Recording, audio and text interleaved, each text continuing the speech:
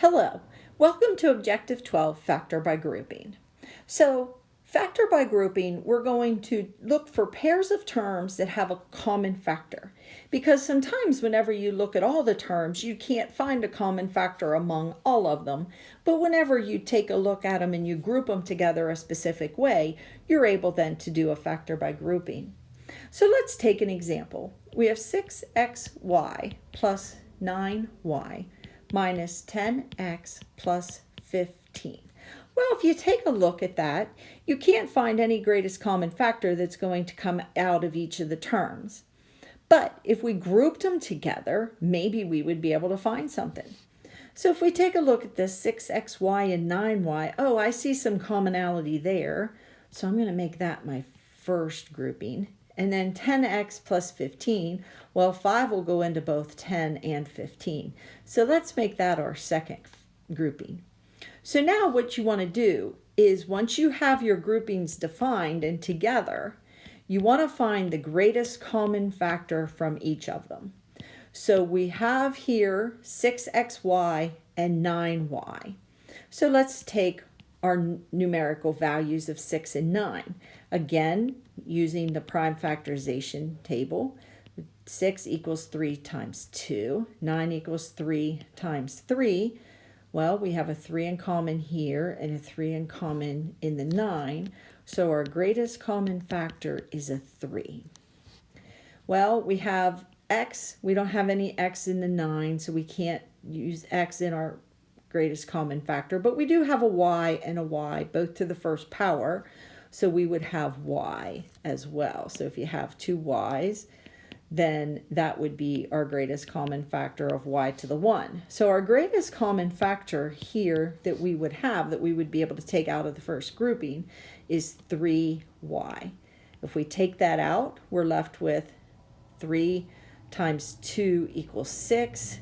X, y we removed, we took that out as our greatest common factor, plus 3 times 3 is 9, y we have here. So 2x plus 3. Now let's take a look at our second grouping. So here we have our second grouping, we have 10x and we have 15.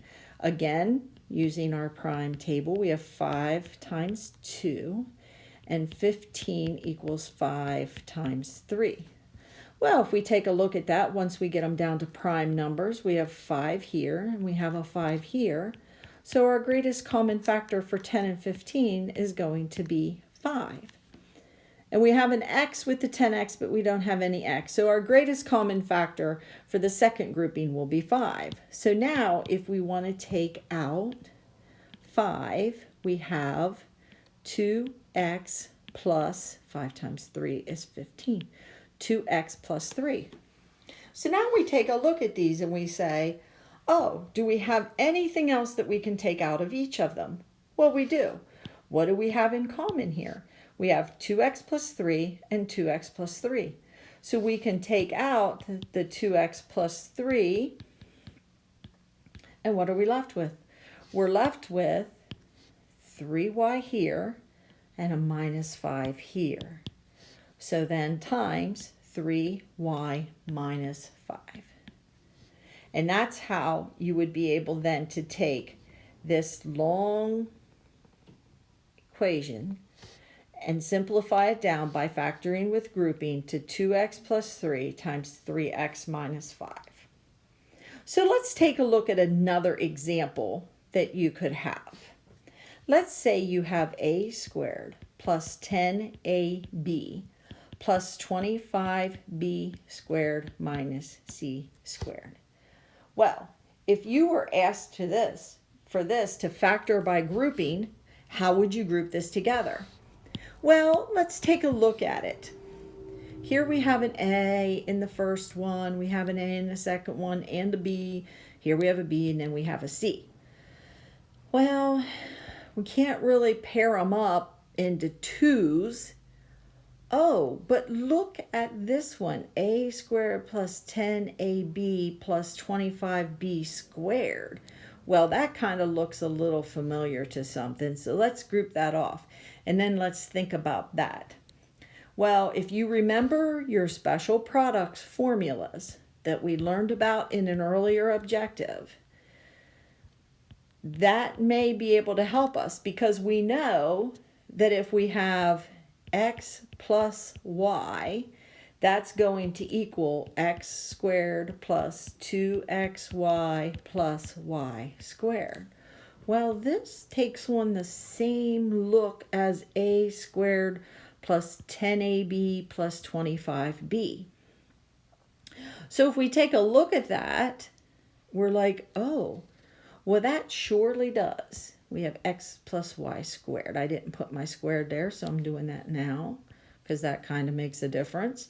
So we have, what's our x value? Well, that would be a. So we would have a, and then y squared. So y squared, well, 5 squared is 25b squared. So we would have a plus 5b and then all squared. Then we want to bring down with us this minus c squared. So by remembering your special products formulas, you're able to take this down and group it as a trinomial, and then you still have your minus c squared. So now let's take a look at this. What do we have here? Well, we have an a plus 5b squared minus c squared. So now, if we think to our formulas that we learned again, if we learned about the difference of the squares, right? So what's that? Well, that formula is x squared minus y squared equals x minus y times x plus y. So here we have, if you think of this as x value, and this is y value, you have x squared minus y squared. Oh, look at that. So we know how it is. So a plus 5b is our x value to substitute into this formula.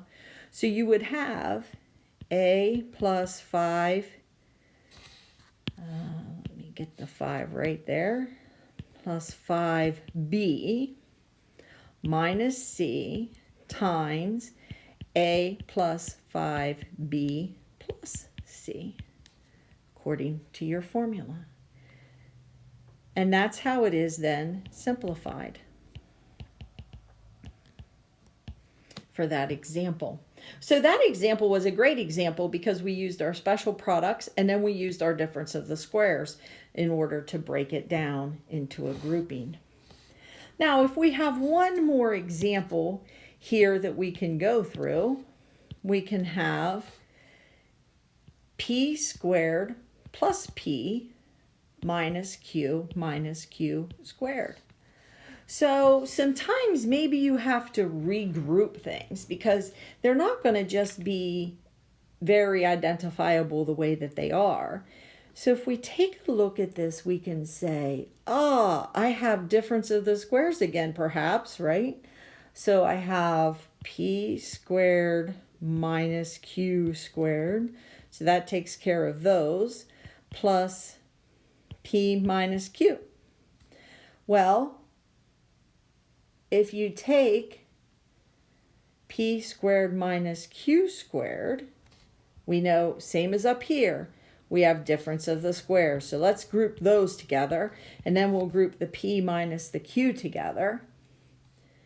And we know that p squared minus q squared equals p minus q times p plus q. We just went over that formula right there, plus p minus q. Well, if you take a look at that, what can you substitute out? Do you have a greatest common factor now? Well, sure you do. You have p minus q here and p minus q here.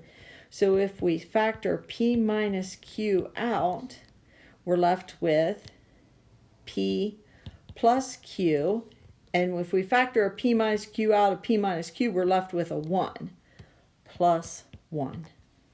And then that would be simplified down in that term. Hope you enjoyed this video. Thanks.